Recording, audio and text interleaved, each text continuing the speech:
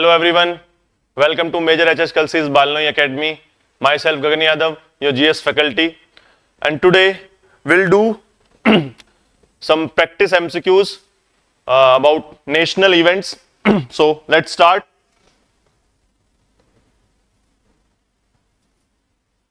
National events test paper G1. So first question is regarding ISRO's SPADEX. SPADEX mission January 2025, consider the following. The first statement is ISRO successfully completed the docking of two satellites SDX-01 and SDX-2 in low Earth orbit. तो सबसे पहले तो SPADEX mission एक बार मैं बता देता हूं, ये स्पेस मिशन है फॉर डॉकिंग यानी कि ये दो सैटेलाइट्स जो हैं इनको स्पेस में ही क्या किया जाएगा, डॉक किया जाएगा, यानी कि जोड़ा जाएगा। इस तरीके से डॉकिंग की जाएगी। और किस लिए क्रूशियल रहता है ये, अभी आगे देखेंगे नेक्स्ट ऑप्शंस में। India became the fourth country in the world to successfully demonstrate the satellite docking technology, यानी कि फोर्थ है। Third is this technology is critical prerequisite for the upcoming Bharatiya Antariksh station. यही मैं बताने वाला था कि जो डॉकिंग है सैटेलाइट्स की या किसी भी दो मॉड्यूल्स की, वो किस लिए जरूरी है। हम सोच रहे हैं, इसरो सोच रही है भारतीय अंतरिक्ष स्टेशन बनाने का, स्पेस स्टेशन बनाने का, इंडिया का अपना। तो उसके लिए क्या है, अब for example international space station है। अब पूरे इंटरनेशनल स्पेस स्टेशन को एक साथ तो हमने नहीं स्पेस में भेजा, क्या किया हमने उसको छोटे छोटे मॉड्यूल्स में भेजा। उसके बाद उन मॉड्यूल्स को डॉक किया, यानी कि उनको जोड़ा। उसके बाद एक पूरा स्ट्रक्चर, एक स्पेस स्टेशन हमने बनाया। तो सेम ऐसा ही होने वाला है। तो फर्स्ट क्वेश्चन एक बार देख लेते हैं। स्टेटमेंट क्या बोला कि दो डॉकिंग सैटेलाइट होंगी SDX-01 एंड SDX-02। बिल्कुल सही है, ये राइट आंसर है। ये ध्यान रखना, जो SDX-01 है इसका नाम आपसे पूछ सकता है। तो ये वाली सैटेलाइट है, इसका नाम है चेजर। क्या नाम है इसका, चेजर। एंड SDX जो 02 है, दिस इज नेम टारगेट। तो SDX-01 and SDX-02 is chaser and target. इन दो सैटेलाइट्स का तो डॉकिंग होगी, दूसरा इंडिया फोर्थ कंट्री बन जाता है पूरे वर्ल्ड के अंदर। बिल्कुल सही है, ये भी राइट आंसर है। तो तीन कंट्रीज क्या है, तीन कंट्रीज है sir, Russia, China and US, and second came in and fourth came India. Clear? This technology is critical prerequisite for the upcoming Bharat अंतरिक्ष स्टेशन। बिल्कुल सही बात है। अगर स्पेस स्टेशन बनाना है तो क्या करना होगा, आपको छोटे छोटे मॉड्यूल्स में भेजने होंगे सैटेलाइट्स को या अलग अलग मॉड्यूल्स को, उनको बाद में डॉक करना होगा, उनको जोड़ना होगा, तभी तो एक पूरा का पूरा एक स्पेस स्टेशन क्रिएट होगा। Clear? So all 1 and 2, 3 is your correct answer. Clear है? 1, 2 and 3 is your correct answer. चलिए नेक्स्ट क्वेश्चन की तरफ चलते हैं। क्वेश्चन नंबर 2 क्या है, question number 2, question number 2, question number 2 देखो ध्यान से। Consider the following statement about India's maiden crewed mission Gaganyaan. तो गगनयान से क्वेश्चन है। गगनयान क्या है, हम स्पेस के अंदर इसरो पहली बार क्रू को भेज रहा है, यानी थ्री मेंबर्स का एक क्रू होगा जिसको भेजा जाएगा स्पेस के अंदर इंडिया की तरफ से पहली बार। तो क्रू मिशन होने वाला है गगनयान, उसके बारे में ये क्वेश्चन है। पहला स्टेटमेंट देख लेते हैं। ISRO has scheduled the first uncrewed mission, uncrewed mission यानी कि इसी के अंदर एक अनक्रूड मिशन होगा। अनक्रूड यानी कि उसमें क्रू नहीं होगा। Mission of the program to launch by March 2026। The uncrew mission will carry humanoid robot Vyommitra to monitor life support system and the LM-3 rocket has been officially human rated for this mission. यानी कि जो इस अनक्रू mission को या हमारे इस mission को लेकर जाने वाला है, उसके लिए कौन सा रॉकेट यूज कर रहे हैं हम, LVM-3, जिसको हम क्या बोल देते हैं GSLV MK3 भी बोल देते हैं। क्लियर है, GSLV MK3। बताइए क्या आंसर होगा। Giving you 5 second to think.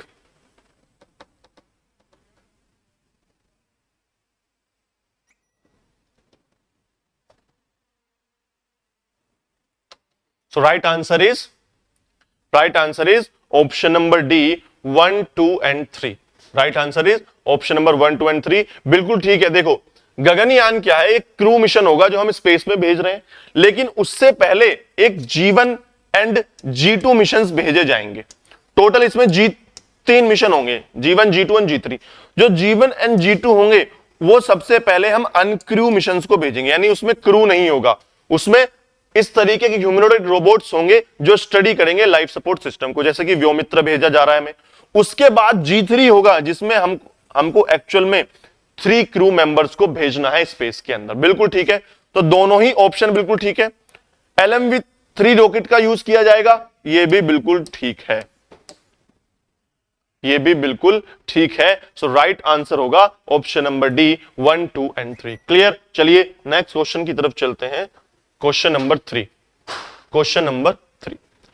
With reference to Willow quantum processor, ये न्यूज में था अभी, विलो क्वांटम प्रोसेसर अभी यूज में था यूएस की वजह से। Consider following statement, it was developed by and launched by Google as the world most powerful quantum chip. Several Indian researchers institutions including IIT Madras have been granted early access to Willow for pharmaceutical research. Willow achieved quantum supremacy by completing a calculation in minutes that would take classical supercomputers century. बताइए क्या answer होगा इसका। Giving you 5 seconds to think.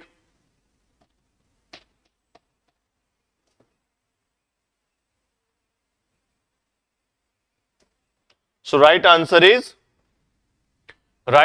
is 1 and 3. C is your right answer. कैसे देखिए, it was developed by Google, बिल्कुल ठीक बात है। मोस्ट पावरफुल क्वांटम चिप बनाई गई है अभी तक की, बिल्कुल ठीक है। विलो अचीव क्वांटम सुप्रीमेसी, बिल्कुल यही तो है कि उन कैलकुलेशंस को ये इन मिनट्स कर दे रहा है जिनको जो सुपर कंप्यूटर्स वगैरह हैं उनको सेंचुरीज लग जाएंगी उनको करने के लिए। तो ये भी, लेकिन सेवरल इंडियन रिसर्चर्स या इंस्टीट्यूशंस, उनको अर्ली एक्सेस दिया गया, ऐसा कुछ अभी है नहीं कि आईआईटी मद्रास वगैरह के साथ कोई इनका कोलैबोरेशन हो। सो राइट आंसर क्या होगा, option number C, 1, 2 and 3। Clear. चलिए नेक्स्ट क्वेश्चन की तरफ चलते हैं। Question number 4 and the NISAR mission, बड़ा इंपॉर्टेंट है, ये भी न्यूज में था। Regarding the NISAR mission scheduled for 2025 and 26, it is an joint earth observation mission. एक तो पहला पॉइंट ये हो गया, बिटवीन इसरो एंड नासा, ये बोल रहा है कि अर्थ का ऑब्जर्वेशन मिशन है और नासा और इसरो के बीच में है। It will use dual frequency synthetic aperture radar to map entire globe every, यानी कि हर 12 दिन में ग्लोब को ये मैपिंग किया करेगा, उसकी पिक्चर्स लेगा, पूरी मैपिंग करेगा हर 12 दिन के अंदर, ये साइकिल होगा इसका। The satellite is being launched using NASA's falcon 9 rocket from Florida, यानी कि फ्लोरिडा से इस मिशन को छोड़ा जाएगा नासा से, और फाल्कन 9 जो रॉकेट है उसका यूज किया जाएगा। करिए इस क्वेश्चन को। Giving you 5 second to think.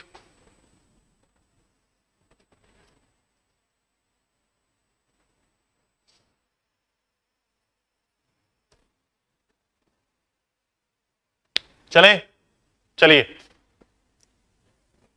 ये तो बिल्कुल ठीक है। निसार की फुल फॉर्म क्या है, पहले तो ये देख लेते हैं। निसार की फुल फॉर्म है NASA ISRO synthetic aperture radar. क्या है, सिंथेटिक एपरेचर रडार। क्लियर है। तो ये इन दोनों का मिशन है और अर्थ को ऑब्जर्व किया जाएगा, बिल्कुल ठीक है। सो 1 तो बिल्कुल ठीक हो गया। Clear.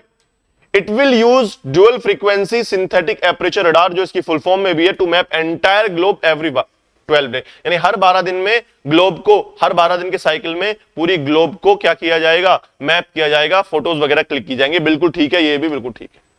The next third statement is being launched, this satellite is being launched from NASA's falcon 9 rocket from Florida. ये गलत है। लॉन्च कहां से किया जा रहा है, सतीश धवन सेंटर से, Satish Dhawan space centre, Satish Dhawan space centre of ISRO in India. और कौन सा रॉकेट यूज किया जा रहा है सर? रॉकेट यूज किया रहा है GSLV MK3 का यूज किया जा रहा है, GSLV MK3 रॉकेट का यूज किया जाएगा। तो ऑप्शन नंबर 3 गलत हो जाता है। तो बचता क्या है आपका? बचता है सिर्फ 1 and 2 only. A is your correct answer. Clear है? A is your correct answer. चलिए नेक्स्ट क्वेश्चन की तरफ चलते हैं। Question number 5, question number 5, question number 5। Consider the following statement about the Geet spider AI robot.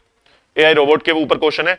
It is an AI powered robotic system deployed for cleaning canal and sewers, यानी कि एक AI robotic system है किस लिए use किया गया है इसको? कैनाल्स और सीवर्स वगैरह के लिए। Robot was the first introduce by Thiruvananthapuram municipal corporation Kerala. पहली बार किसने यूज किया इसको?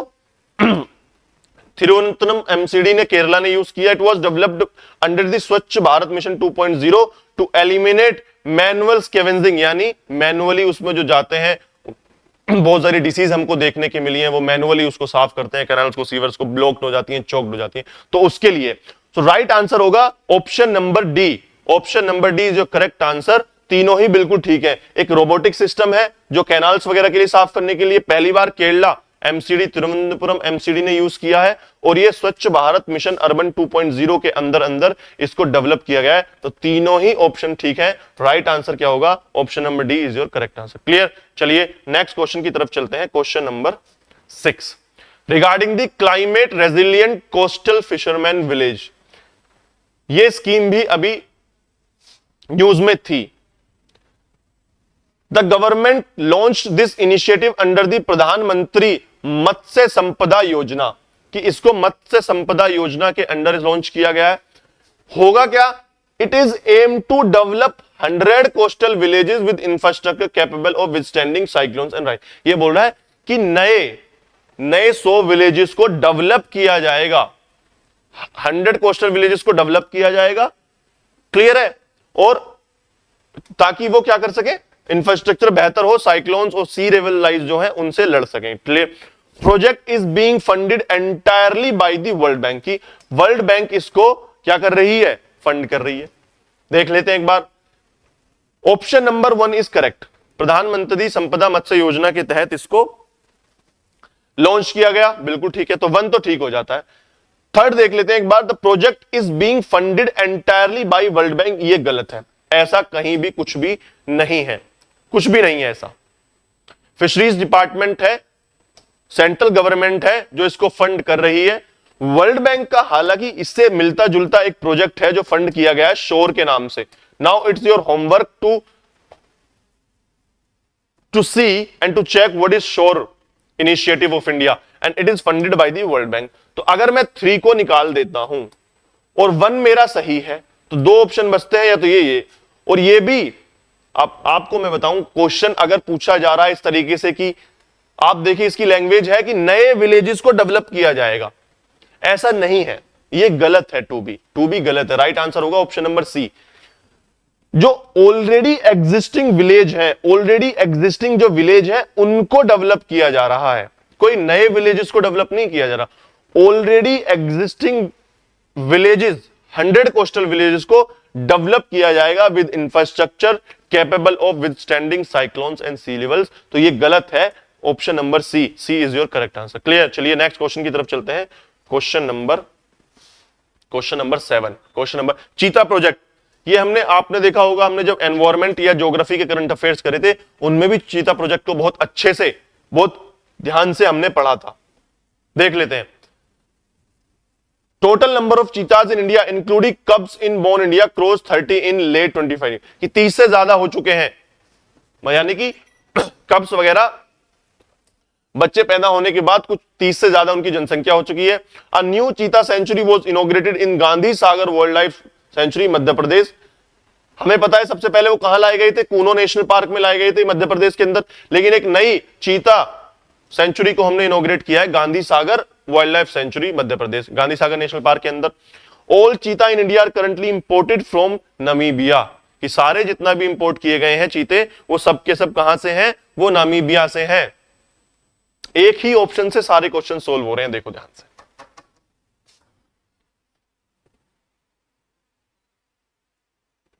करिए, giving you 5 seconds to think. Question number 7, question number 7 देखिए, all cheetahs are currently imported from Namibia only, ये गलत हो गया। अगर 3 गलत है तो ऑलमोस्ट हमने सभी स्टेटमेंट बाहर निकाल दिए। नामीबिया से नहीं, सबसे पहले नामीबिया, उसके बाद कहां से आए, साउथ अफ्रीका, और उसके बाद कहां से आए, बोत्सवाना से आए। कहां से आए, बोत्सवाना से आए 2025 के अंदर। तो Namibia, south Africa, Botswana, 3 country से चीता इंपोर्ट ट्रांसलोकेट करे गए हैं। तो अगर 3 गलत है तो 3 स्टेटमेंट गलत हो जाते हैं, बचता है सिर्फ ए 1 एंड 2 ओनली, यानी कि एक सेंचुरी और बनाई गई है जिसको Gandhi Sagar wildlife sanctuary बोला है। ये दोनों ही ऑप्शन ठीक है, राइट आंसर होगा option number A is your correct answer. Clear. चलिए नेक्स्ट क्वेश्चन की तरफ चलते हैं। Question number 8 with reference to mission Mausam के नाम पर है। Mission Mausam, India establishment of weather modification lab to explore cloud seeding, यानी क्लाउड सीडिंग करने के लिए हमने कुछ लैब्स बनाई हैं वेदर मॉडिफिकेशन, कि वेदर को कैसे मॉडिफाई किया जाए। मिशन मोशन के अंदर a network of DB net station is being set up in collaboration with NSIL to improve local weather forecasting, कि जो लोकल वेदर को फोरकास्ट किया जाए उसके लिए हमने क्या किया, डीबी नेट स्टेशंस बनाए हैं in the collaboration with NSIL। The mission aims to make India weather ready by 24/7। बताइए, giving you 5 second to think. Mission motion, mission motion, question number 8, question number 8 is your question.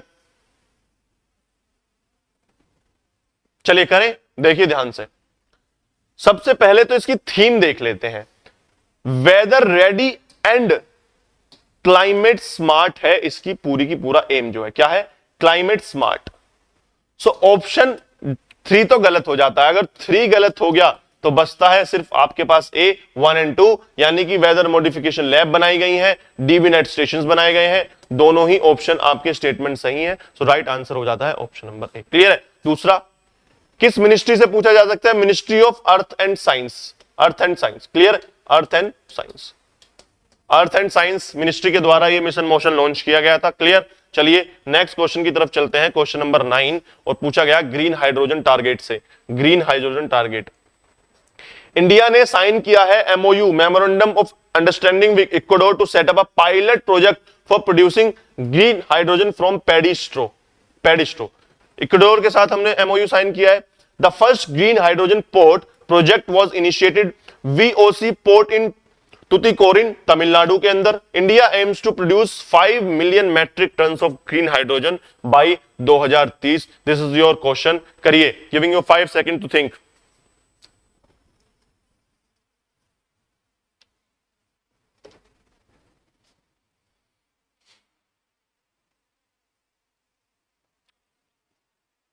करें, देखिए, India signed MoU with Ecuador, गलत है ये।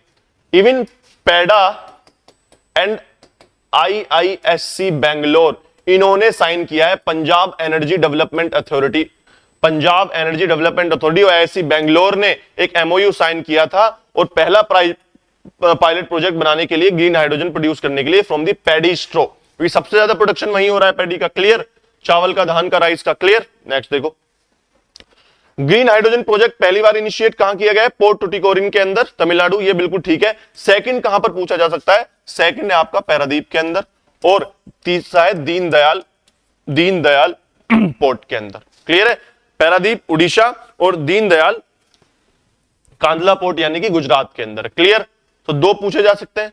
Produce, ये भी बिल्कुल ठीक है। 5 million metric ton green hydrogen produce करने का हमारा एम है 2030 तक। तो अगर एक 1 को अगर हम निकाल दें, 1 को अगर निकाल देते तब भी हमारे पास सिर्फ बी ही बचता, 2 एंड 3 ओनली। क्लियर। चलिए नेक्स्ट क्वेश्चन की तरफ चलते हैं। Question number 10। Question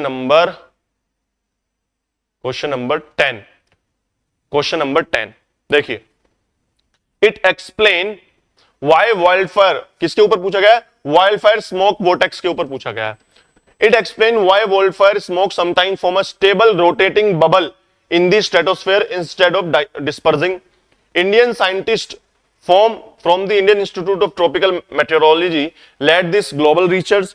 These vortices can trap pollutants and travel thousands of kilometers, affecting global air quality. देखो ध्यान से, अब क्वेश्चन क्या है, जो ये वाइल्ड फायर्स होती हैं आपकी, वाइल्ड फायर्स, अब इनसे जो उड़ने वाला स्मोक है ये बहुत ऊपर तक स्ट्रेटोस्फीयर तक चला जाता है, और ये क्या कर लेता है, ये एक बबल क्रिएट कर लेता है, एक बबल क्रिएट कर लेता है, वो डिस्पर्स नहीं होता और फिर वो रोटेट करता रहता है और बहुत 1000 किलोमीटर तक ट्रेवल कर जाता है। वोर्टेक्स हमने पोलर वोर्टेक्स पढ़ा है, तो ये क्या है, रोटेट करने लगता है सर्कुलर पाथ पर और 1000 किलोमीटर तक ये क्या करता है, ट्रेवल कर लेता है और वहां की एयर क्वालिटी को अफेक्ट तो करेगा ही करेगा। तो 3 तो बिल्कुल सही है। इट एक्सप्लेन्स रोटेटिंग बबल्स बन जाते हैं इंस्टेड ऑफ डिस्पर्सिंग, ये भी बिल्कुल ठीक है, क्यों बबल बन रहे हैं और क्यों फिर वो रोटेट हो रहे हैं और डिस्पर्स नहीं हो रहे हैं। तो 1 और 3 तो बिल्कुल ठीक है, 1 और 3 तीनों ऑप्शन कहीं भी नहीं है एक साथ ट्रू, तो इसका मतलब क्या हो जाएगा, 1 और 3। इंडियन रिसर्च लीड नहीं किया है, ऐसा कुछ भी नहीं है, पार्टिसिपेट हालांकि किया था, कोई लीड नहीं किया है रिसर्च को, और बहुत सारे साइंटिस्ट थे जो इसमें स्टडी में इन्वॉल्व थे। राइट आंसर क्या होगा, ऑप्शन नंबर ए, 1 और 3 ओनली। क्लियर। चलिए नेक्स्ट क्वेश्चन की तरफ चलते हैं, क्वेश्चन नंबर 11। जीडीपी ईयर के बारे में आया है, बड़ा इंपॉर्टेंट क्वेश्चन है सर। बजट और जीडीपी वगैरह इस बार फाइनेंस कमीशन बड़ी इंपॉर्टेंट हो जाती है, क्योंकि बहुत सारे चेंजेस हुए हैं। फाइनेंस कमीशन के अंदर भी चेंजेस हुआ है, उन्होंने पैरामीटर्स को चेंज कर दिया गया, अपने contribution to the GDP add कर दिया गया है, टैक्स एफर्ट को हटाकर। तो फोकस करेंगे एक बार, जीडीपी बेस ईयर को रिवाइज किया गया है 2026 के अंदर, क्या गया गवर्नमेंट प्लान्स, यानी प्लान किया गया, हो गई है बेस ईयर 2021 से 2012 2011-12 से 2022-23 का बेस ईयर बना दिया गया है। This revision aims to better capture the government growth, digital economy and informal sector, यानी कि जो डिजिटल इकोनॉमी है, इनफॉर्मल सेक्टर है, अब उनकी ग्रोथ को ये बेहतर तरीके से कैप्चर कर पाएगी। The new series is expected to be implemented starting for 2026-27 fiscal year. So right answer is option number D, 1, 2 and 3. Right answer is option number 1, 2. कैसे? बिल्कुल 2011-12 से रिवाइज करके 2022-23 की जीडीपी पर बेस ईयर रिवाइज कर दिया गया है। बेटर कैप्चर होगा डिजिटल इकोनॉमी और इनफॉर्मल स्ट्रक्चर। दूसरा, उम्मीद है 2026-27 से लागू हो जाएगी, हालांकि प्रोजेक्ट करना स्टार्ट कर दिया, एस्टिमेशन करना स्टार्ट कर दिया गवर्नमेंट। सो राइट आंसर क्या होगा, option number D, 1, 2 and 3 is your correct answer. Clear. चलिए नेक्स्ट क्वेश्चन की तरफ चलते हैं, question number 12। Consider the following statement about the UPI and Japan collaboration. जी हां, NPCI international signed an agreement with NTT data Japan to enable UPI acceptance at Japanese merchants, बिल्कुल ठीक। This makes Japan only or the G7 country to fully integrated UPI payment system. The service is primarily aimed to enhancing the travel experience for Indian tourists in Japan. देखिए ध्यान से, अगर मैं question statement 2 को देखूं, ये बोला कि G7 की एक पहली ऐसी कंट्री है जिसने यूपीआई को एनेबल किया है या एडॉप्ट किया है, तो ये गलत है। आप देखेंगे कि France was the first G7 country who fully accepted the operation of UPI in the France. Clear? तो अगर मैं 2 को निकाल देता हूं, मेरे पास सिर्फ एक ऑप्शन बचता है, ऑप्शन नंबर सी। तो इसका मतलब साइन किया है यूपीआई एनेबल के लिए, बिल्कुल। और ये सबसे पहले किसके लिए किया जा रहा है, जो इंडियन टूरिस्ट वहां जा रहे हैं उनके सहूलियत के लिए। तो 1 और 3 इज योर करेक्ट आंसर, 1 और 3। क्लियर। चलिए सी, नेक्स्ट क्वेश्चन की तरफ चलते हैं, question number 13 with reference to the Reserve Bank of India, RBI के बारे में क्वेश्चन है। इंडिया का जो ऑफिशियल गोल्ड रिजर्व है वो क्रॉस कर गया है 100 billion mark for the first time in October 2025। दूसरा, RBI has been repatriating its gold held in UK back to domestic vaulting, कि वहां से हम वापस मंगा रहे हैं अपने गोल्ड को जो हमारे यूके बैंक के अंदर, यूके के अंदर रखा हुआ था। India currently holds the world largest gold reserve among the all central bank. देखिए सबसे पहले इसी देख लेते हैं, ये कह रहा है कि सबसे लार्जेस्ट गोल्ड रिजर्व है इंडिया के पास, और कहीं ना कहीं बहुत एक्सट्रीम है, आपको भी पता है। इंडिया के पास कितना है, ऑलमोस्ट 800 मेट्रिक टन्स गोल्ड है इस समय इंडिया के पास, प्लस है थोड़ा सा। लेकिन अगर मैं यूएस की बात करता हूं, ऑलमोस्ट 8,300 मैट्रिक टन के नियर उसके पास गोल्ड रिजर्व है। तो ऑप्शन 3 तो गलत ही हो जाएगा, तो बड़ा एक्सट्रीम है। तो अगर मैंने 3 को निकाल दिया, बचा क्या मेरे पास? सिर्फ ए बचा, 1 एंड 2, यानी कि दोनों ही सही हैं। ऑफिशियल गोल्ड रिजर्व पहली बार 100 बिलियन क्रॉस कर गया है और यूके से हमने वापस मंगाया है, अपना रिपेट्रिएट किया है gold UK in the domestic vault. Clear? चलिए राइट आंसर क्या होगा? 1 and 2 only, A is your correct answer. चलिए नेक्स्ट क्वेश्चन नंबर 13 की तरफ चलते हैं, क्वेश्चन नंबर 14 की तरफ। मुख्यमंत्री महिला रोजगार योजना, अभी बिहार के अंदर प्रधानमंत्री जी ने एक स्कीम को लॉन्च किया था। It was launch in Bihar to provide direct financial assistance to women entrepreneurship. The scheme involved one of the largest ever single day DBT transaction worth 7,500 crore. Every eligible women received one time grant of 50,000 under this scheme. तो देखिए, बिहार में launch हुई थी, direct DBT होगा, direct benefit transfer तो होगा, ये बात तो ठीक है, और वुमेन एंटरप्रेन्योरशिप दी है, तो 1 तो ठीक है। Scheme involve one of the, अगर ये बोलता कि इज द लार्जेस्ट ट्रांसफर होगा तो ये गलत हो जाता। इसने बोला है वन ऑफ दी, कि जो बहुत ज्यादा ट्रांसफर है, जैसे कि आपने देखा किसान सम्मान निधि थी, किसान सम्मान निधि सबसे बड़ा एक दिन का डीबीटी होता है, उसमें ये भी उन्हीं में से ही है, one of the largest ever transfer, single day transfer DBT, बिल्कुल ठीक है, ये भी क्लियर है, एक्सट्रीम नहीं है। और कितना है? वो 7,500 करोड़, ये भी बिल्कुल डेटा बिल्कुल ठीक है। ये बोल रहा है कि कितना मिलेगा, वन टाइम ग्रांट कितनी मिली? 50,000, ये गलत है। कितना है? 10,000 रुपए एक ट्रांसफर होंगे महिलाओं के अकाउंट में, कितने? 10,000। तो अगर 3 गलत है, 3 को निकाल दिया, 1 है, इसका मतलब आंसर क्या है? A, 1, 2 only. क्लियर? चलिए नेक्स्ट क्वेश्चन की तरफ चलते हैं, question number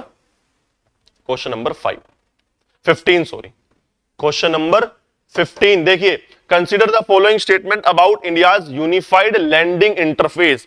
unified landing interface, देखिए, it was launched by RBI to provide frictional less credit to rural and MSME borrowers, ये भी बिल्कुल ठीक है, इसलिए लॉन्च की गई थी कि फ्रिक्शन लेस, यानी कि आसानी से उनको लोन प्रोवाइड किया जाए, रूरल और एमएसएमई जो बोरोवर्स हैं। It allows for the first instant digital approval of the borrower credit for using multiple data sources, यानी कि ऑनलाइन ही बहुत जल्दी से आपको अप्रूवल मिल जाएगा मल्टीपल डाटा सोर्सेज से, उसका क्रेडिट वगैरह का, क्रेडिट वर्दीनेस को चेक करने के बाद, ये भी बिल्कुल ठीक है। The ULI platform is built on the same architecture as the unified interface, यानी कि यूपीआई और यूएलआई को सेम बता रहे हैं कि एक सेम इंटरफेस पे है, ये गलत है। यूपीआई है आपका पेमेंट इंटरफेस, यानी कि आप एक जगह से दूसरी जगह के खाते में अपने पेमेंट भेज सकते हैं, जबकि यूएलआई का यह है यूनिफाइड लैंडिंग इंटरफेस, इसमें लोन से रिलेटेड है। आपका क्रेडिट स्कोर चेक किया जाएगा, क्रेडिट वर्दीनेस चेक की जाएगी, आपकी डिटेल्स भरी जाएंगी, आपको तब जाकर कहीं लोन इशू होगा। जबकि यूपीआई क्या है? बस एक पेमेंट इंटरफेस है कि एक अकाउंट से दूसरे अकाउंट में पैसा भेजना, तो सेम आर्किटेक्चर नहीं है, तो गलत हो जाता है। राइट आंसर क्या होगा? 1 एंड 2 ओनली। अगर 3 को मैं निकाल देता हूं तो सिर्फ ए ही ऑप्शन बचता है, option number A, 1 and 2 only. Clear? चलिए हाफ वे में आ चुके हैं हम, 30 क्वेश्चन है टोटल। क्वेश्चन नंबर 16 पर चलते हैं जल्दी से। देखिए, regarding the Maratha military landscape of India, बिल्कुल जी न्यूज में थे भी, यूनेस्को के लिए मराठा मिलिट्री लैंडस्केप, उनके फोर्ट्स की बात कर रहा है, जो मराठास के टाइम पर फोर्ट्स बने। It was officially inscribed on the UNESCO world heritage list in late 2025, ये बिल्कुल ठीक है। Maratha military landscape of India को यूनेस्को वर्ल्ड हेरिटेज लिस्ट के अंदर शामिल किया गया। द नॉमिनेशन इंक्लूड्स 12 कंपोनेंट्स, 12 हैं, बिल्कुल ठीक है, और सच है साल्हेर, शिवनेरी और रायगढ़ जैसे फोर्ट्स उसमें इंक्लूडेड हैं, ये भी बिल्कुल ठीक है। These forts represent a unique military ideology of 17th to 19th century, बिल्कुल ठीक है। 1700 से लेकर 19 सेंचुरी, यानी कि 1800 से लेकर तब तक की एक यूनिक आपकी एक मिलिट्री आइडियोलॉजी को रिप्रेजेंट करते थे, बिल्कुल ठीक है। सो राइट आंसर क्या होगा? Option number D, 1, 2 and 3 is your correct answer. Clear? चलिए नेक्स्ट क्वेश्चन की तरफ चलते हैं, क्वेश्चन नंबर 17। क्या है question number 17?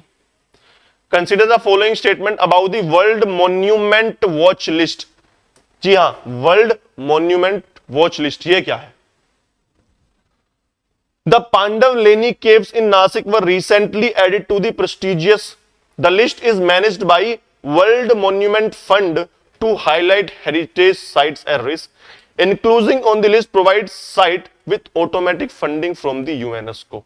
Automatic funding from the UNESCO. Giving you 5 seconds to carefully read this question and try to attempt, please.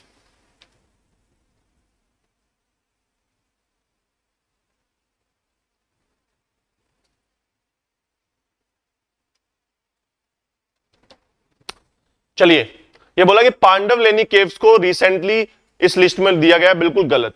देखिए ध्यान से, सिर्फ 2 ऐसे हैं जिनको इस बार ऐड किया गया था। एक तो मूसी रिवर है, मूसी रिवर जिस पर कौन सा शहर है सर? हैदराबाद लोकेटेड है। और एक है भुज, भुज वाटर प्रोजेक्ट सिस्टम है। क्या है? भुज वाटर सॉरी भुज वो हिस्टोरिक, क्या है? भुज हिस्टोरिक वाटर सिस्टम है गुजरात के अंदर। इन दोनों को, मूसी रिवर, आपका होमवर्क है, ये मूसी किसकी ट्राइब्यूटरी है? गोदावरी की या कृष्णा की? एटलीस्ट खोलेंगे और देखेंगे।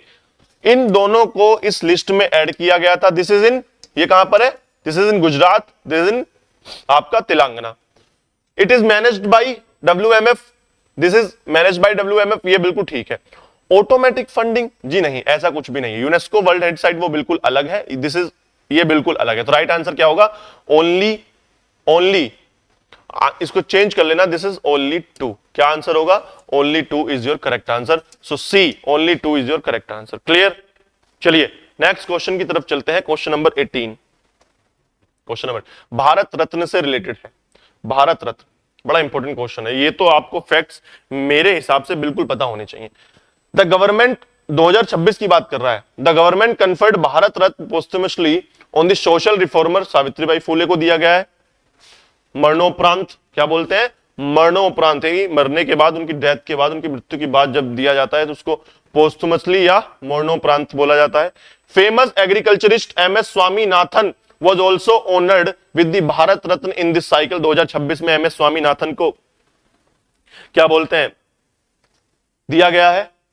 No more than 3 Bharat Ratna can be awarded in a single calendar year according to statutes, यानी लॉ में लिखा हुआ है कि आप 3 से ज्यादा एक कैलेंडर ईयर में भारत रत्न नहीं दे सकते। बताइए क्या आंसर होगा? और इसको चेंज कर लेना, इसको चेंज कर लेना, आपको बताना है अब कि सर इनकरेक्ट क्या है। Which of the following statement is are incorrect? बताइए जल्दी से, पढ़िए।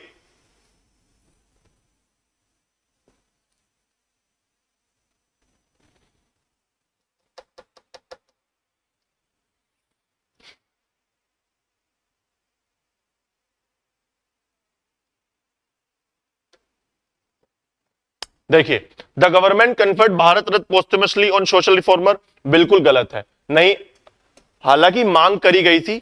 और मैं आपको बता दूं 2026 में रिपब्लिक डे के बाद भारत रत्न का अनाउंसमेंट होता है और इस बार गवर्नमेंट ने किसी को भी अनाउंस नहीं किया गया कि भारत रत्न किसको दिया जाएगा।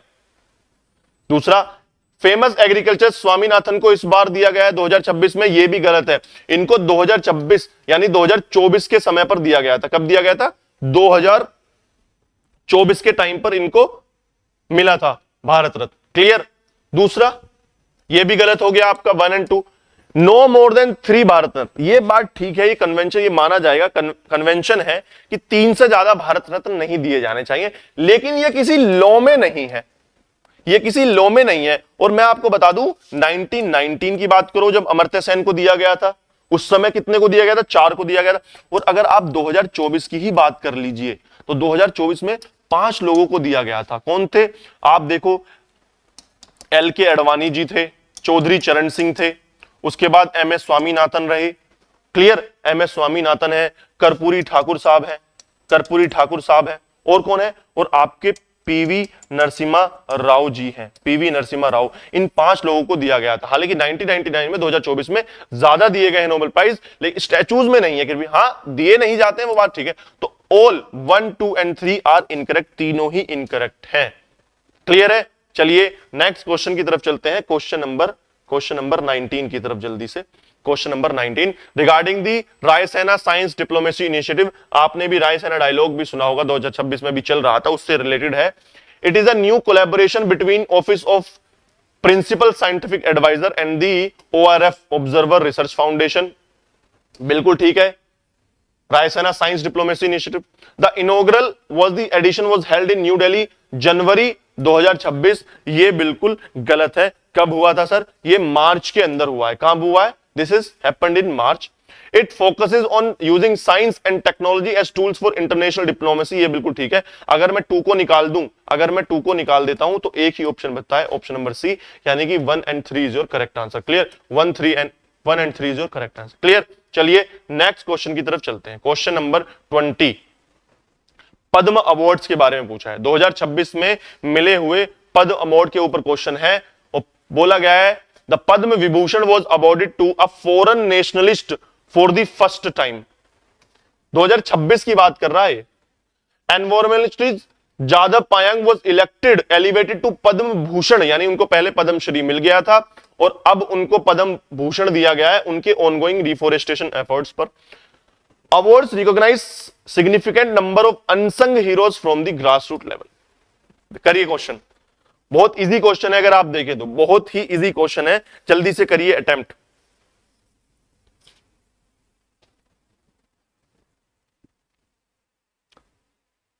अगर आप सिर्फ एक ही क्वेश्चन करें, आप अगर एक ही ऑप्शन को आप कर लें तो आपका बहुत हद तक तो क्वेश्चन सोल्व हो जाएगा। देखिए अगर आप 2 को देखें कि जादव पायंग ये न्यूज में रहे थे, इनको 2015 में पद्मश्री मिला था। पद्मश्री 2015 में, ये बोला कि इस बार पद्म भूषण मिला, बिल्कुल नहीं। ये न्यूज में इसलिए थे जो इन्होंने फॉरेस्ट लगाए थे उनमें आग वगैरह लग गई थी, फॉरेस्ट वगैरह जल गए थे, इसलिए ये न्यूज में थे। तो पद्म भूषण दिया गया, ये गलत है, ये स्टेटमेंट नहीं। तो अगर मैं 2 को निकाल दूं तो इसका मतलब हमारे पास एक ही ऑप्शन बचता है, 2 बचते हैं, sorry. Padma Vibhushan was awarded to foreign nationalist 2026 में, ये भी गलत है, ये भी बिल्कुल गलत है। हालांकि 2025 में फॉरेन नेशनलिस्ट को दिया गया था और उनका क्या नाम था? ओसामू सुजुकी को 2025 में दिया गया था, तो ये भी गलत हो गया। तो 3 भी अगर गलत, सॉरी 1 भी अगर गलत है तो राइट आंसर आता है ऑप्शन सी, उन अनसंग हीरोज को दिया जाता है जो बिल्कुल ग्रास रूट लेवल पर है। क्लियर? चलिए नेक्स्ट क्वेश्चन की तरफ चलते हैं, क्वेश्चन नंबर 21, और पूछा गया India Finland strategic partnership. India Finland strategic partnership के ऊपर क्वेश्चन है। The relationship was upgraded to strategic partnership in digitalisation and sustainability. Both nation agreed to migration and mobility partnership to facilitate movement of tech professionals. A joint task force in 6G research was established between 2 countries. बताइए, इस बार बहुत सारे strategic partnerships news में रहे हैं। Trade को लेकर ले लो आप, फ्री ट्रेड को लेकर ले लो। क्लियर है? तो अलग अलग कंट्रीज के साथ बहुत इंपॉर्टेंट एग्रीमेंट्स इस बार न्यूज में रहे हैं। चलिए करिए क्वेश्चन, क्या होगा? Question number 21, question number 21। तो देखें आप, बोला कि strategic partnership digitalisation and sustainability पर अपग्रेड कर दिया गया, बिल्कुल ठीक है। Agreed to migration and mobility partnership, बिल्कुल ठीक है। ये भी तीनों ही ऑप्शन ठीक है। 6G के लिए एक टास्क फोर्स बनाई जा रही है दोनों कंट्रीज के द्वारा। सो राइट आंसर क्या होगा? राइट आंसर क्या होगा? Option number D is your correct answer. Clear? चलिए नेक्स्ट क्वेश्चन की तरफ चलते हैं, क्वेश्चन नंबर 22। किसान कवच के बारे में बात है। किसान कवच एक बॉडी सूट है, वो भी न्यूज में था। बोल रहा है it is an indigenous protective body suit designed for farmers to prevent pesticide poisoning. क्या होता है? इंडिया सबसे ज्यादा पेस्टिसाइड यूज करता है, फैक्ट्रीज में भी बनता है, फार्मर्स अपने खेतों में लगाते हैं। तो क्या होता है, जब वो लगाते हैं तो लीचिंग वगैरह की वजह से वो स्किन में चला जाता है, जो पॉइजनस पेस्टिसाइड्स वगैरह होते हैं, उससे कैंसर और बड़ी गंभीर बीमारियां उससे हो जाती हैं। तो उस चीज से बचने के लिए एक कवच सूट बनाया गया था, किसान कवच, अगर उनको प्रिवेंट किया जाए पेस्टिसाइड्स वगैरह से। तो ऑप्शन नंबर 1 तो बिल्कुल ठीक है, sorry, option number 1 is your बिल्कुल correct answer. Clear? The body was developed by Indian council of research, ये गलत है, दिस इज योर रॉन्ग।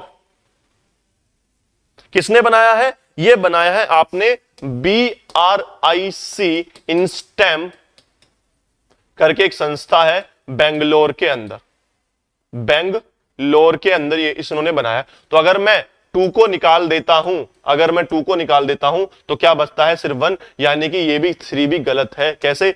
ये बोल रहा है कि 99% नहीं, ऑलमोस्ट 60 to 70%, 80% तक की इसकी एफिशिएंसी मानी जा रही है। ये भी काफी है, नहीं बचने से तो कुछ तो बेटर है। ठीक है, तो राइट आंसर क्या होगा? Option number C, 1 only. Clear? चलिए क्वेश्चन नंबर 23 की चलते हैं। और क्वेश्चन 23 है सर ऑपरेशन सिंदूर पर। ऑपरेशन सिंदूर पर क्वेश्चन है और मैं उम्मीद करता हूं सभी इसको बहुत केयरफुली करेंगे और इसको तो गलत बिल्कुल भी नहीं करना है। करिए, चलिए क्या होगा? एक एक स्टेटमेंट को पढ़ो और एलिमिनेशन लगाओ ऑप्शन के अंदर, और एलिमिनेशन मेथड लगाइए। क्या होगा? नीचे से पढ़ना स्टार्ट करते हैं एक बार। PM Modi described in his 2025 का जो मन की बात थी एज अ सिंबल कि इंडिया कंप्रोमाइज नहीं करेगा अपनी सिक्योरिटी के साथ। बिल्कुल ठीक है, यही बोला था पीएम साहब ने कि हम अपनी सिक्योरिटी के साथ कभी भी अब कॉम्प्रोमाइज नहीं करेंगे। ईंट का जवाब पत्थर से देंगे, और हो सकता है तो सर अब मिसाइल से देंगे ईंट का जवाब। अब पत्थर से नहीं, मिसाइल से दिया जाएगा। क्लियर? चलिए, तो 3 तो सही है, जहां 3 आ रहा है वो सही है। सेकंड की बात करें, it was launch to rescue Indian nationals stranded during civil war in the middle eastern nations. ये तो बिल्कुल गलत है, ये तो दुनिया को पता है। जो सीडीएस की प्रिपरेशन या डिफेंस की, एनडीए की किसी भी एग्जाम की प्रिपरेशन नहीं भी कर रहा है, यूपीएससी वगैरह की किसी की भी, उसको भी पता है किस लिए था ऑपरेशन सिंदूर। तो अगर मैं 2 को निकाल देता हूं, अगर मैं 2 को निकाल देता हूं तो मेरे पास बस एक ही ऑप्शन बचता है 1 and 3 ओनली, यानी कि वही भी सही है। It was a major military operation by the Indian navy and air force in the northern Arabian sea. देखो ध्यान से, जनरली क्या था, ये टेररिस्ट को न्यूट्रलाइज करने के लिए ऑपरेशन हमने लॉन्च किया आफ्टर पहलगांव। तो हमने उनके जो लॉन्च पैड्स थे टेररिस्ट के, उन पर अटैक किया। उसके साथ साथ यह भी ठीक है कि इंडियन नेवी और एयरफोर्स ने मिलकर अरेबियन, नॉर्दर्न अरेबियन सी में प्रिपेयर्डनेस के लिए एक बड़ा ऑपरेशन उसके साथ साथ लॉन्च भी किया, वो भी ऑपरेशन सिंदूर के अंदर ही था। क्लियर है? तो यह भी कहीं ना कहीं ठीक है कि अरेबियन सी के अंदर, नॉर्दर्न अरेबियन सी के दोनों ने मिलकर लॉन्च किया है, प्रिपेयर्डनेस किया कि कोई भी अगर एक्टिविटी होती है पाकिस्तान एयरफोर्स या नेवी की तरफ से तो जवाबी हमला किया जाएगा, जवाबी कार्रवाई की जाए। क्लियर है? तो राइट आंसर क्या होगा? Option 1 and 3 is your suitable answer right here. Clear? चलिए नेक्स्ट क्वेश्चन की तरफ चलते हैं। Question number 24। क्वेश्चन नंबर 24 क्या है? वंदे मातरम। बिल्कुल, बहुत न्यूज में रहा था सर वंदे मातरम, और 150th एनिवर्सरी थी सर। बिल्कुल, the song Vande Mataram completed 150 years since its composition in late, इसको 1875 करिए, मिसप्रिंट है 1875 में। बिल्कुल ठीक है सर, 1875 में लिखा गया था। किसके द्वारा? बंकिम चंद्र चटर्जी के द्वारा ये लिखा गया था 1875 में। तो 150 साल इसके पूरे हो चुके हैं, तो हम उसके 150 साल को ही सेलिब्रेट कर रहे हैं आने वाले 1 साल के लिए। The massive national celebration was held at Bankim Chandra Chatterjee birth place in West Bengal. ये गलत है, नई दिल्ली के अंदर इसको ऑर्गेनाइज किया गया था, और नई दिल्ली के अंदर भी कहां पर? इंदिरा गांधी इंडोर स्टेडियम के अंदर इसको, न्यू दिल्ली के अंदर इसको सेलिब्रेट किया गया था। 2 अगर गलत है, 2 को अगर मैं हटा दूं तो मेरे पास बस एक ही ऑप्शन बचता है 1 and 3, यानी गवर्नमेंट ने रिलीज किया एक कॉमेमोरेटिव 120-50 का coin to mark the occasion. ये भी बिल्कुल ठीक है। राइट आंसर क्या होगा? Option number C is your correct answer. Clear? चलिए नेक्स्ट क्वेश्चन की तरफ चलते हैं। Question number 25। क्वेश्चन नंबर 25, चलिए, consider the following statement about India's Kumbh city. Kumbh city, Kumbh city Ujjain के बारे में क्वेश्चन है। It is being established as a permanent smart city infrastructure to host pilgrims in year round, यानी कि एक परमानेंट स्मार्ट सिटी बना दे रहे हैं हम कुंभ सिटी के लेकर, जो कि होस्ट करती है, पूरी साल लोग जाते हैं उज्जैन में, बहुत लोग जाते हैं। क्लियर? कौन सा ज्योतिर्लिंग है उज्जैन के अंदर? Which jyotirlinga is located in the Ujjain and river कौन सी है बताएंगे आप? क्या नाम है ज्योतिर्लिंग का? महाकालेश्वर। महाकालेश्वर ज्योतिर्लिंग इज इन उज्जैन और रिवर का नाम क्या है सर? शिप्रा नदी के किनारे। और शिप्रा नदी किसका ट्राइब्यूटरी है सर? चंबल की ट्राइब्यूटरी है। और चंबल किसकी ट्राइब्यूटरी है? यमुना की। और यमुना किसकी ट्राइब्यूटरी है सर? गंगा की ट्राइब्यूटरी है। इवेंचुअली गंगा में जाकर यमुना गिर जाती है। शिप्रा चंबल से मिलती है, चंबल यमुना से मिलती है, और यमुना इवेंचुअली गंगा में जाकर मिल जाती है इलाहाबाद प्रयागराज के अंदर। क्लियर? चलिए बिल्कुल ठीक है, ये ऑप्शन नंबर 1 बिल्कुल ठीक है। The project includes a dedicated spiritual corridor connecting the Mahakaleshwar temple to the city centre. ये भी बात बिल्कुल ठीक है। सिटी सेंटर यानी कि रेलवे स्टेशन से या एयरपोर्ट वगैरह से आने वाले जो यात्री हैं उनके लिए एक डायरेक्ट कॉरिडोर बनाया जाएगा कि डायरेक्ट वो मंदिर में आसानी से पहुंच जाए। उनको सुविधाएं में खाना पीना, चाय नाश्ता, वॉशरूम वगैरह की सुविधाएं वहां मिलेंगी। क्लियर? तो ये भी बिल्कुल ठीक है। It is part of government Prasad scheme. ये गलत है, प्रसाद स्कीम से रिलेटेड नहीं है। ये जो मध्य प्रदेश गवर्नमेंट है उसका अलग से इनिशिएटिव है कुंभ सिटी को यानी कि परमानेंट सिटी बनाने का। बिल्कुल ठीक। सो राइट आंसर क्या होगा? अगर 3 को मैं निकाल देता हूं तो मेरे पास बचता है सिर्फ ए, ओनली ए, यानी कि 1 and 2 only is your correct answer. Clear है? अब आप मुझे बताइए किन 3 सिटीज के अंदर कुंभ का मेला लगता है? हिंदू धर्म के अंदर 3 सिटीज कौन सी है जहां पर कुंभ का मेला लगा था? लास्ट कहां पर लगा था आपको पता था? एक प्रयागराज में लगा था सर, प्रयाग के अंदर लगा था। एक लगता है अभी मैंने बात करी उज्जैन के अंदर, और एक कहां लगता है सर? हरिद्वार यानी कि उत्तराखंड के अंदर लगता है। प्रयागराज, उज्जैन और हरिद्वार, ये 3 सिटीज हैं जहां पर कुंभ मेले लगते हैं। क्लियर? चलिए नेक्स्ट क्वेश्चन की तरफ चलते हैं। चलिए सबमरीन के ऊपर क्वेश्चन है, सेकंड कालवरी क्लास के ऊपर है। सबमरीन आईएनएस बक्सीर को अभी कमीशन किया गया, उसके ऊपर है। It is the 6th and final submarine of the project 17-5। बिल्कुल ठीक बात है, प्रोजेक्ट 17-5 के अंदर हम सबमरीन बना रहे हैं, डीजल बेस्ड सबमरीन बना रहे हैं प्रोजेक्ट 17 के द्वारा, और 6 सबमरीन हमने बनाई, और जो बक्सीर है वो 6th और फाइनल सबमरीन है। बिल्कुल ठीक है ये। The submarine was constructed entirely at the Mazagon Dock Shipyard Limited in Mumbai। बिल्कुल ठीक है, Mumbai Mazagaon dock shipbuilders limited उसके द्वारा इसको बनाया गया था। कहां पर? मुंबई के अंदर। It features N indigenous air independent propulsion system installed during the initial construction phase. करिए सर क्या होगा? इंडिजीनियस एयर इंडिपेंडेंट प्रोपल्शन, इसका मतलब क्या है और ये काम कैसे करता है आप वो बताइए।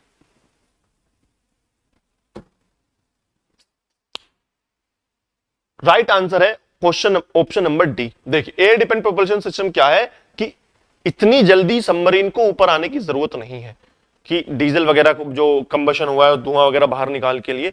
एयर इंडिपेंडेंट प्रोपल्सन सिस्टम है जो इसको ज्यादा टाइम तक अलाउ करता है पानी के अंदर सबमर्ज रहने के लिए, स्टेल्थ रहने के लिए, और एनिमीज की रडार और डिटेक्ट होने से बचने के लिए। क्लियर है? तो तीनों ही ऑप्शन बिल्कुल ठीक है। राइट आंसर क्या होगा? Option number D 1, 2 and 3। Clear? चलिए नेक्स्ट क्वेश्चन 27 की तरफ चलते हैं, और 7 है एक्सरसाइज अस्त्र शक्ति। एक्स मतलब एक्सरसाइज अस्त्र शक्ति के ऊपर क्वेश्चन है। It is a large scale tri service electronic warfare conducted in Thar desert. Conducted in Thar Desert. The exercise validated the integration of Indra system with newly inducted S-400.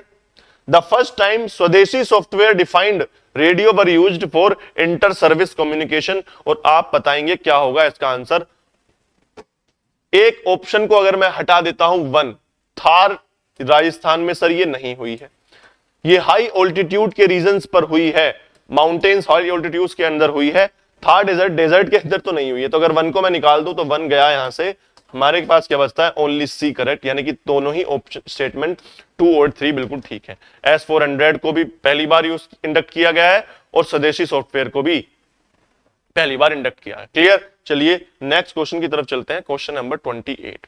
Question number 28, चलिए। With reference to the अग्नि 5 missile, with reference to the Agni 5 missile test MIRV यानी कि MIRV का मतलब क्या है? Multiple independently targetable re entry vehicle, यानी कि एक मिसाइल मल्टीपल वॉरहेड ले जा सकती है और अलग अलग टारगेट्स को हिट कर सकती है। मैंने आपको जब डिफेंस के करंट अफेयर्स पढ़ाए थे उनमें बहुत अच्छे से बताया था कि अग्नि एक कैसी मिसाइल है, अग्नि एक बैलिस्टिक मिसाइल है, क्रूज मिसाइल ये नहीं है। दूसरा, ये एक लॉन्ग रेंज मिसाइल है, शॉर्ट रेंज नहीं है। शॉर्ट रेंज क्या थी? प्रलय मिसाइल हमारी शॉर्ट रेंज मिसाइल सिस्टम था बैलिस्टिक के अंदर। क्रूज मिसाइल के अंदर हमारे पास ब्रह्मोस है और क्या है? निर्भय मिसाइल है। ब्रह्मोस और निर्भय मिसाइल हमारे पास क्रूज मिसाइल्स है। क्लियर? चलिए, MRIV का मतलब यह है technology allow single missile to deliver multiple warheads at different target. अभी मैंने आपको यह बताया।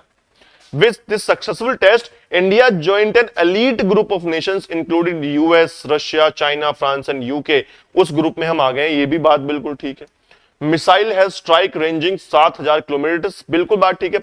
5000 से 8000 के आसपास इसकी जो रेंज है उसको बताया जा रहा है। ग्लोबल रीच मिसाइल बन जाती है ये, बिल्कुल ठीक है। राइट आंसर क्या होगा? 1 2 3। हालांकि ये इंटरकॉन्टिनेंटल पूरी तरीके से नहीं है, लेकिन हाँ बहुत ज्यादा रेंज होने की वजह से अलग आसपास के जो कॉन्टिनेंट है वहां तक पहुंच सकती है। तो राइट आंसर क्या होगा? Option number D is your correct answer. Clear? चलिए नेक्स्ट क्वेश्चन की तरफ चलते हैं। Question number 29 Apache AS-64E helicopters के ऊपर है। हमने डिफेंस के अंदर यह भी करा हुआ था कि कहां से आए हैं, किसने मैन्युफैक्चरिंग करे हैं, क्या क्या विशेषताएं हैं इस हेलीकॉप्टर की। क्लियर? और कहां पर इसको इंडक्ट किया गया है।